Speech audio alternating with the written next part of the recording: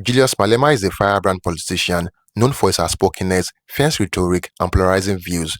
Rising to prominence as the president of the African National Congress Youth League, Malema quickly became a center figure in South African politics. My name is Muhammad Haruna Manta. I'm the High Commissioner of Nigeria. The President, in your address, you made known will strengthen this regional organization, or whether or not the EFF does not see the value addition in the AU as well as SADC. The second question I wish to ask is the very radical posture of the socialist concept, which probably was very relevant in the after the Berlin Conference, 1880-something, 1884-85. But today, we don't have colonialism to fight as such, because the whole of Africa has been decolonized. South Africa is independent, Namibia is independent, and so is the whole African continent, with the exception of probably some aggression against Western Sahara. So is it not time that EFF takes a posture that is more inclusive of development concepts rather than imaginary fighting colonialists that do not exist in any way? Because to want to approach politics without ideological orientation. From which ground do you move from? There is a reluctance because to create a formidable thing like an African government, because everybody benefits from these little cocoons. You are called a president of Swaziland, prime minister or something. But your country is not bigger than Soweto. What is that? Then it means Soweto must be a country also. So, but because they benefit from that, they don't even want to engage in this discussion, because it's an individuals who benefit from it. That's why there's no concrete plan to go into it, and there's no a single president that leads this discussion and put it firmly on the agenda of the AU. That the original thought of the AU as OAU, it was to establish, the founding fathers wanted to establish a solid government, and they got defeated in that discussion. But the intention has always been to create a solid government from its inception, that we should come together and be one. And something came out of it, and it never went back to what it was supposed to be, a government, a united government of Africa. And that's what we'll advocate for ourselves as the EFF. Africa Free Trade is a movement in the right direction. But the first thing we need to do, which the AU must firmly resolve, is to do away with the visa for Africans. There should not be a visa for Africans. The same way the Europeans have one visa, they travel everywhere, they are one thing. What they have, they don't want us to have it. There shouldn't be a visa in Africa. Free movement of people should be allowed. And there is no one who's going to leave Nigeria to come and settle here. It's not true, that thing. It's a myth. I mean, I come from a province called Limpopo. We don't need visa to go to Johannesburg. But people are still there in Limpopo. They've not left Limpopo to Johannesburg. So doing away with visa doesn't mean automatically people are going to leave their homes to where the economy is prospering. It's not true. Johannesburg, Gauteng is doing much better than Limpopo. But the people are not leaving Limpopo to Gauteng. So why would people leave Lagos to here? For what? It's their home. They will come here, look for what they are looking for, and take it back where they come from. We'll go to Lagos to do the same and come back home. We have a problem here of unemployment of South Africans who are told by the previous apartheid mentality and colonialism, brainwashed, that South Africa is superior, is better. They've got the best qualifications. They never go out of the country to go and look for jobs in other countries. Why? Why? Why are they not going all out of Africa? We have nurses, we've got, now we're told doctors, we now have teachers, we have this. Africa is in need of that skill. You going to work anywhere in Africa, in Ghana, it doesn't mean you left your home. It's the same as me leaving Limpopo to come here. When the time permits, I go back home. So what is the problem? Let's go. They need to go. The continent, it's our home. We must all go there and become one thing. Once we do away with the visa, we are going to know each other. The reason why we are scared is because we don't know each other. We know each other through the lenses of our enemies. We don't know each other. So we must first know each other if we're going to build the government of Africa. So it's important that we engage in this thing. Free movement of people and goods, it will help us appreciate the existence of each other and bring us more closer for the unity of this continent. Well, African Union is it's a meeting of friends who don't even call each other to order. They can meet with a dictator who has just, killed his own people and then meet for the whole week and not even mention it.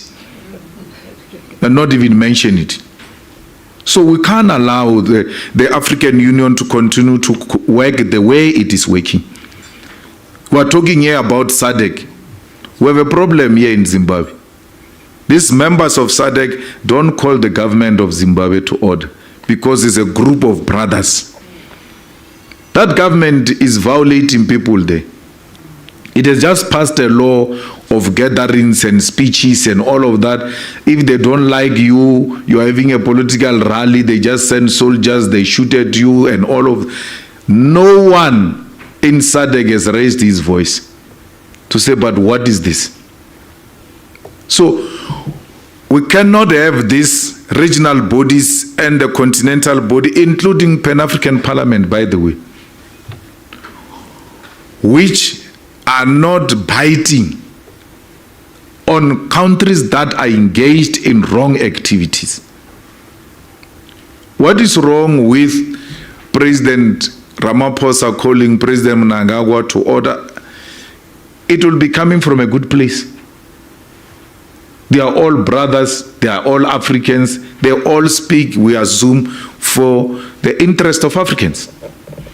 So we can't have a situation where we've got regional bodies, continental bodies that become a meeting of elite without concrete solutions to the problems confronting the people of Africa. We have a problem in Mozambique. The problem is solved by sending soldiers. Where have you ever seen soldiers solving a problem? Soldiers don't solve a problem. The leadership must meet and discuss and come up with a binding decision. That's why we say we need one legislature, one military, one currency, one president, so that we know when we go into Mozambique, it's not an interference, it's us providing a solution to our own problems. So we are not happy with how these things are structured. Look, economic integration, trading partners, developmental concepts, we embrace all of that, but it doesn't mean we're ideologically naive. We're not ideologically naive, we're political. And therefore, if we were to trade with the USA or to trade with the UK, we trade from a perspective of knowing that we don't share the same ideologies. When you approach them, you know these ones are brutal. I must not sleep on the job. They are not friends. We are not born alone. We are born with people. That's what friends are for. And to have friends that are aligned with you ideologically is nothing wrong. It's not an old-fashioned thing. It's actually apolitical. What informs your perspective as a person who is a political animal? It's important always to have our sharing ideological perspective with China. It doesn't mean you can't get a foreign direct investment from Norway or from UK or from Germany. No. You always relate with all countries. Foreign direct investment is more than welcome, but on our terms. Not on Germany's terms. No. We have been giving Germany a lot of money here in South Africa for assembling cars. Not for building cars, for assembling cars. Why is Germany not building those cars here? And create jobs here? In South Africa, we have a problem of unemployment here. Germany will not have a problem. It needs leadership that is decisive, that is going to say, look, we are going to meet you halfway, but you have to meet us halfway. Assembling is not enough. Let's start it here and build it here. So, and Germany's investment under the EFF government is not threatened at all. The same as any other investment. But we are going to renegotiate the deals. And they must be to the interest of Africans. Botswana did it now, where the BS just wanted to change a diamond deal, and all of Botswana said it's not going to happen. You are going to trade here and do diamond here on our terms. Botswana screamed, the BS screamed, kicked, did all manner of things. If this thing is not signed by when we leave, they said you can go. But yeah, we are going to sign the deal on our terms. The BS went back and signed. So that's leadership. Investors want to know what is your position on this matter, so that they can navigate around it and see if they can still make profit out of it. They are not interested in you or in anything. They are interested in politics. That's why they mine blood diamond. They know people are being killed there. This diamond comes from where people are being killed. They still take it. Why do they want to behave like a holy cows and want to punish people for political ideas, yet they don't punish people who are killing each other for diamonds? They go there and still buy blood diamonds. So be clear, then they will come and invest. Even on the land question, we've got special development zones, economic zones here in South Africa, where multinational companies have invested a lot of money on the land they don't own. It's owned by the state. Special industrial zones, special economic zones in South Africa, where multinational companies have put billions of rands. They don't own that land. So what is the obsession with the ownership of the land? Why do you say when you state own the land, the multinational companies want to invest because there is no guarantee? No, you give them the guarantee that from this period to this period, this is yours, these are the benefits, these are the incentives, this is what is going to happen. Please invest here. They will invest. They have done it now under this government.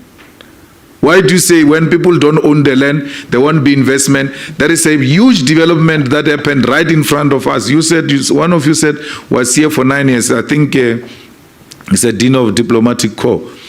There's a huge development here in Midrand where there is Mall of Africa. That land, that big development you see there, that land is owned by an Indian family. When you buy property there, there are no transfer costs. No one owns. They are on a lease of 100 years, those people. Yet they still buy there. Julius Malema's appeal lies in his ability to resonate with the frustration and aspiration of many South Africans, particularly the youth and marginalized communities. He is unafraid to speak truth to power and challenge the status quo. But Malema's journey in politics has been marked by controversy and criticism. He has been accused of inciting violence, promoting racial division, and undermining democratic institutions. His confrontational style and radical rhetoric have earned him both fervent supporters and ardent detractors. Julius Malema represents the voice of the people. He is not afraid to stand up against corruption and injustice, and he fights tirelessly for economic equality and land reform. One of Malema's most notable campaigns has been his advocacy for land exploration without compensation, a controversial issue in South Africa's post-apartheid landscape. His call for radical economic transformation and his critique of the ruling African National Congress have resonated with many disillusioned South Africans. Julius Malema's influence extends beyond South Africa's border. He becomes a symbol of resistance and defense against inequality and oppression, not just in South Africa, but across the African continent. Love him or loathe him, Julius Malema remains a potent force in South African politics, challenging the establishment and amplifying the voices of the marginalized. Thank you for joining us as we explore the enigmatic figure of Julius Malema. Do not forget to like, share, and subscribe. Until next time, cheers and have a good one.